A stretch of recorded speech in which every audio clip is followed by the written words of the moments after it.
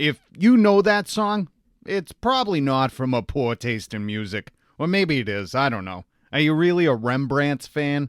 Can you name another Rembrandts song? No. You most likely know that song, I'll Be There For You, because theme songs are iconic in our cultural history. And the show Friends was trending before trending was even a thing.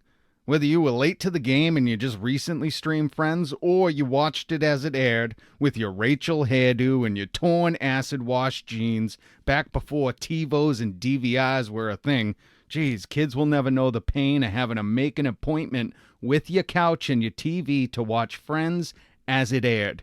Friends was and still is a wicked successful TV show. And today, we're going to discuss a very special episode. The one where Ross and Rachel joined a union. Welcome to Dissident Radio. I'm Rob. Now, I would have guessed that out of all the Friends, the one who would have been bullied at the negotiation table was Ross. But I'd be wrong. Doesn't Ross just come off like he'd be wicked mopey and irresponsible? I mean, he had a pet monkey, for crying out loud. That is wildly irresponsible. But when Friends started in 1994, each cast member was making $22,500 an episode.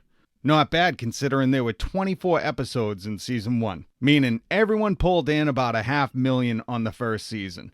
Then, as the second season acquaintances became actual friends, they started discussing salaries. Great career tip from the Friends cast. Share your salary, talk about your pay, because if you don't share your salary, you'll never know if you're underpaid. And not sharing only helps the corporations. They want you staying in the dark. It gives them the power. So as the Friends cast started sharing their salaries and talking it out, it was revealed there was a huge pay gap. And it wasn't between the men and the women. The pay gap was between Ross and Rachel and the rest of the cast. So, in 1996, before filming season 3, Jen Aniston and David Schwimmer joined in solidarity with the rest of their Friends castmates, and altogether, they formed a union. And they went and renegotiated their pay going into season 3. At one point, all the Friends threatened to strike and not show up for filming. In today's corporate powerhouse culture, I'd imagine the Friends cast would have been immediately replaced by scabs.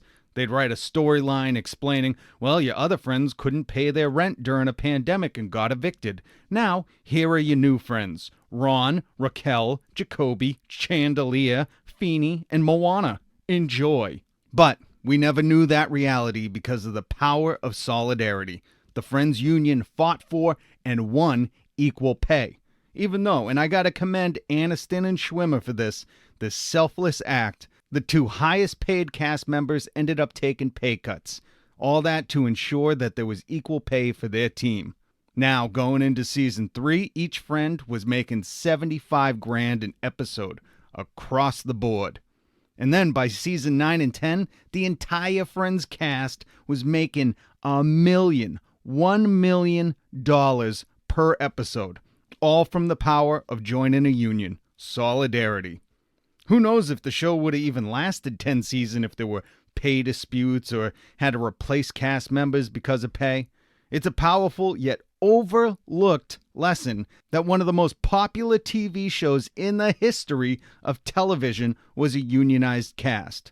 Every friend looking out for each other. Is that irony? No. Maybe if they weren't friends, it'd be ironic. Anyways, this tale is American folklore.